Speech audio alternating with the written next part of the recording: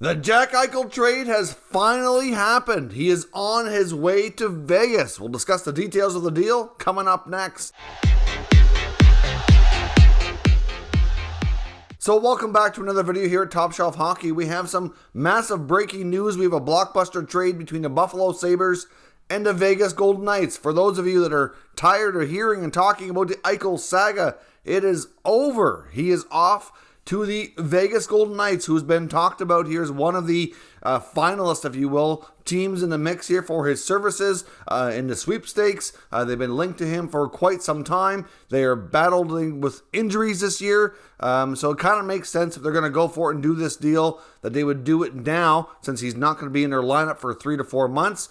They can kind of worry about getting everybody healthy and maybe making a run at the end of the year or see where things go. But here are the details of the trade. As far as we know right now, there's been no salary retained by the Sabres, and Jack Eichel, along with a 2023 third-round pick, go to the Vegas Golden Knights. In return, the Buffalo Sabres received the following package. They received forward Alex Tuch, who's currently injured on long-term injured reserve. He will not be available to play likely until sometime early in the new year, I believe. It's going to be like around January. They also get former first-round pick and top prospect Peyton Krebs, who had been reported not that long ago that Vegas was reluctant to put him in the trade, understandably so. But if they want a star center like Eichel, they're going to have to give up a really high-end prospect, and Krebs certainly fits that bill. They also get a 2022 first-round pick, and they also get a 2023 second-round pick. So this is a pretty good return, but at the same time, it is a far cry from the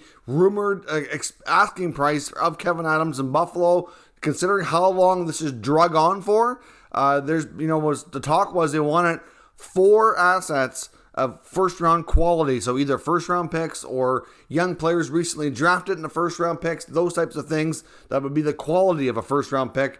And this is not that. They get 2 in that regard when it comes to Krebs and the first-rounder. They get a second-rounder, which, if Vegas has a strong season, these could be later picks too in the first and second round in these drafts. And of course, with Alex Tuch, he's a good, strong player. He has a decent contract with some term on it.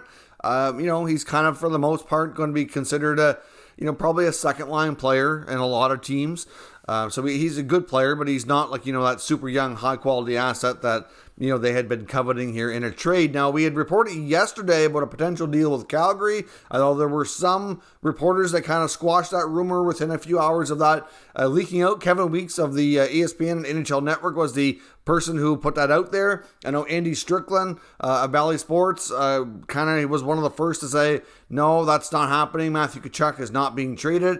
So we'll see. Obviously, I think that that rumor probably was not accurate from the Matthew Tkachuk point of view.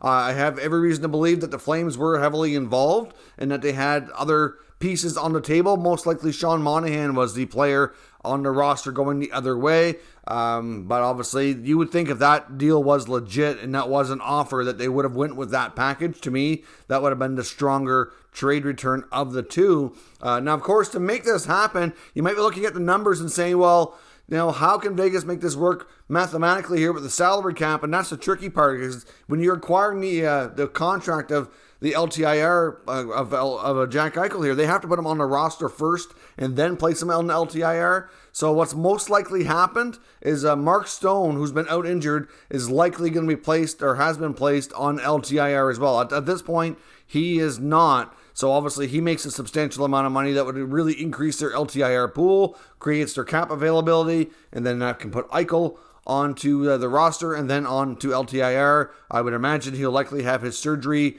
pretty pronto here, would be my estimation.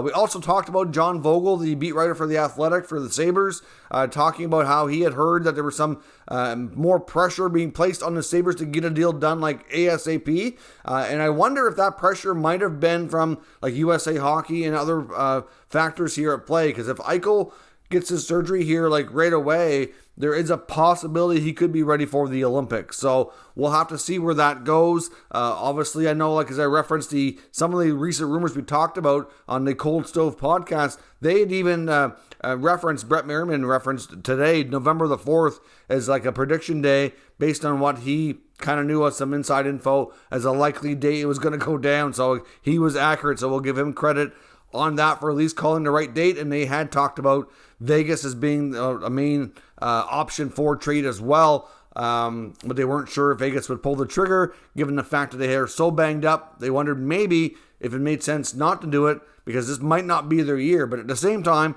they've got so much LTIR availability now, and they can if they can tread water in that weaker Pacific Division and get all these guys back later in the season, they might just be well positioned to make a run for the Stanley Cup. So we'll see where this goes, but let me know your details on this trade. I'm sure tons of people are super happy. The saga of Eichel is finally over. He's a Golden Knight. He'll get his surgery, and we can all move on and talk about some different news. And that's that. So let me know what your thoughts are in the comments. We'll discuss further. If you're new to this channel, make sure you subscribe and stick around. We will keep you up to date with all the latest news, rumors, and analysis of all 32 NHL teams. Thank you for watching, and I will catch you next time.